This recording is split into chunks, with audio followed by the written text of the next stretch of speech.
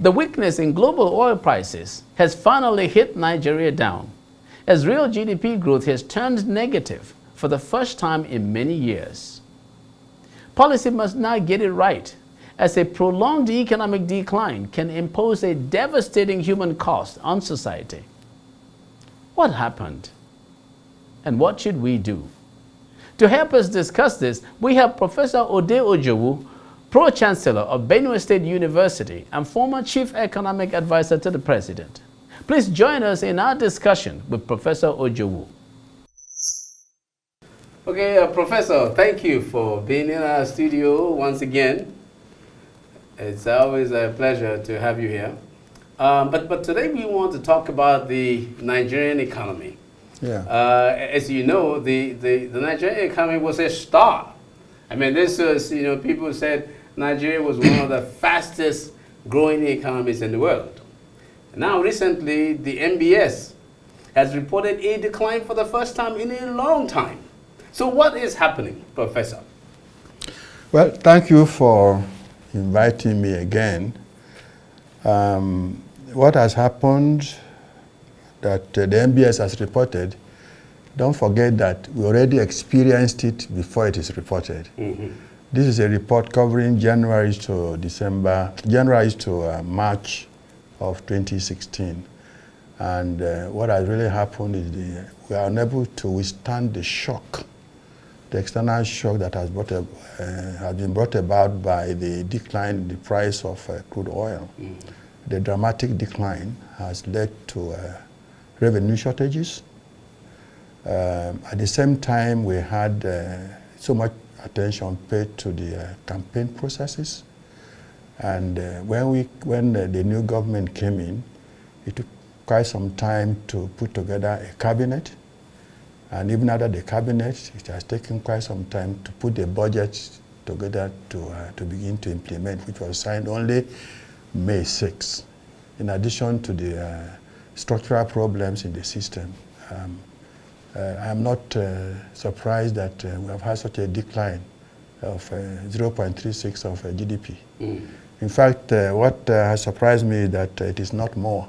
Mm. Because I was thinking, thought it should have been more? Yeah, because I was thinking that given the shock to the system and the inability to withstand that shock from just price of one commodity, and all the other factors that we export. Of course, we also are supposed to have a domestic capacity to respond to a crisis. Sure. Okay. And we're not able to do that. So I was estimating a much higher figure.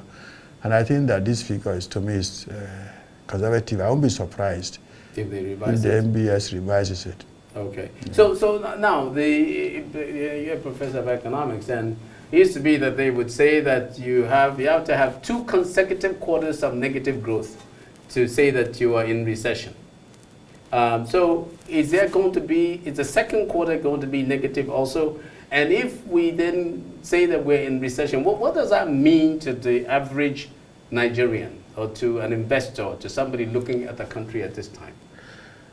The experience we've had in the first 3 months of this year, you know that we're already ending the second quarter. Mm-hmm. By end of June, we already ended the second quarter. And the report, the MPC Monetary Policy Committee report, points to the fear of stagnation, which is worse than a recession. Stagnation meaning you get stagnated, high inflation, high unemployment. That's what they used to call stagflation. Yes, stagflation. Yes. So that is the fear. And if you are already in this system to understand the impact that this has had on the lives of people. Salaries are not paid, health facilities have literally broken down, electricity supply is not there, and yet the price of electricity has gone up. So what it means to people is greater suffering in the process. But hopefully there should be a turnaround.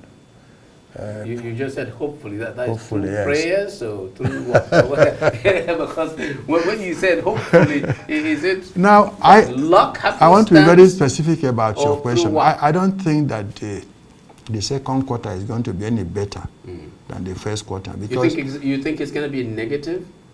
I think so. It's already exhausted. Yeah. We have just 1 month left for the end of the second quarter, so it's likely to be nothing positive. Yeah. What has become positive is the signing, the approval of the budget. 350 billion is supposed to be built into the system, but you know this is not like throwing money at a problem. The various departments, ministries, agencies, they have to get ready through the due process to get this money into the system. And I think that it may take up to the end of June for this to take effect. So I expect that perhaps if the way we are pursuing corruption, that is historical corruption now, if we ensure that the budget implementation, yes, if we ensure that the budget being implemented is watched with the same eye against corruption, and it is implemented efficiently and effectively in terms of reaching the target as and when due, then we'll begin to hopefully experience a change from this negative to zero growth, maybe by the end of the year. So this decline that we're in now, it's structurally driven.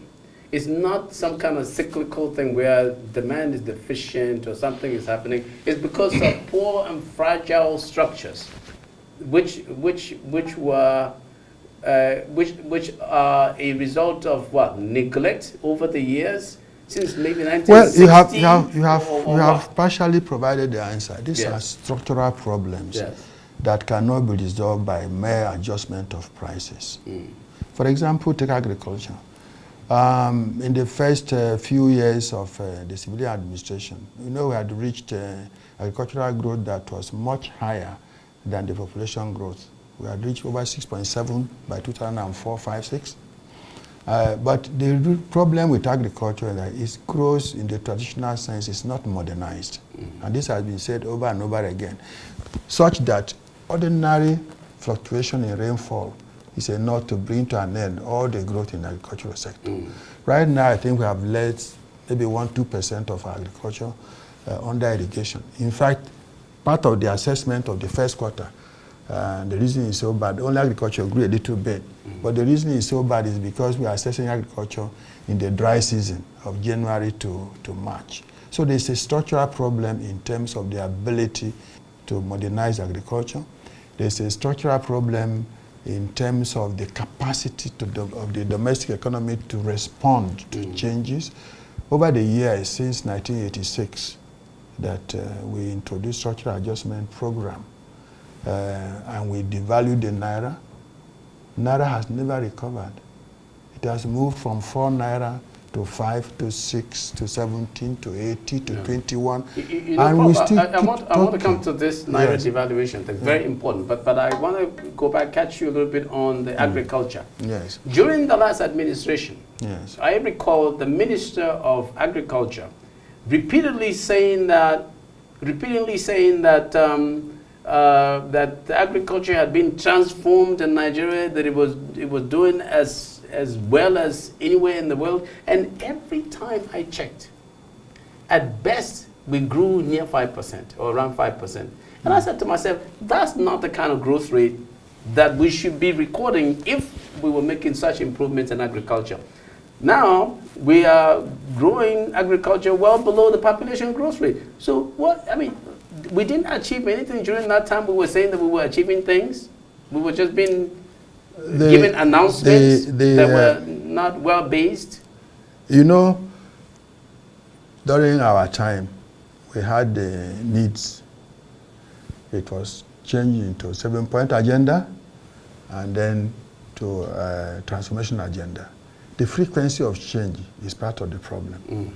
And during the last administration's transformation agenda, they had a growth enhancement scheme in attempt to remove fertilizer from subsidy from government and to ensure that the fertilizer got to farmers through the wallet technology. Part of the problem with that was that the hand of the federal government was too long. because federal government provided fertilizer even to the ward level to a farmer, and the role of the states and local councils were then bypassed.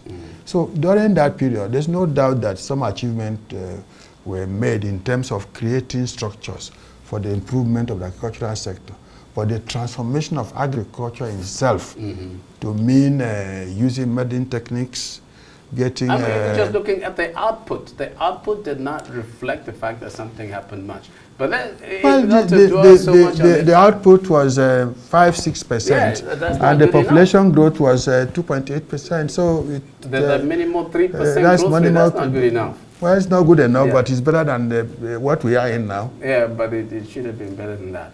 So what is this that we have now? We have, is it a type of devaluation that has happened? It is floating. I know that the details haven't come out, but what do you think this is? What is this?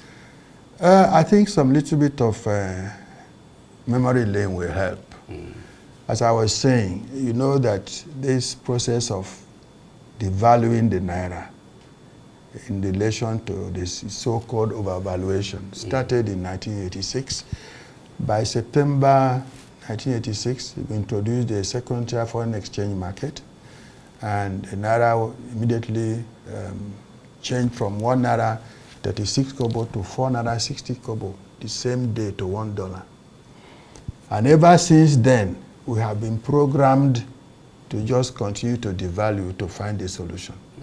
Some people are still saying the same thing with the same level of naivety as we did in 1986. Devalue, you find a solution. Devaluation will not give us a solution. Because the report by the MBS clearly shows the structural constraints to growth. Of course, if you balance the relate between naira and the dollar, of course you will achieve something. You maintain the status quo until the crisis comes again.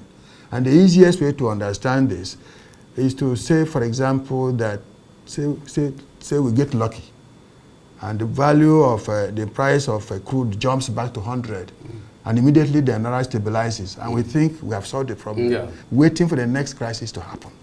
So what the devaluation has been doing is simply accepting our dependent status rather than going through the pain of change.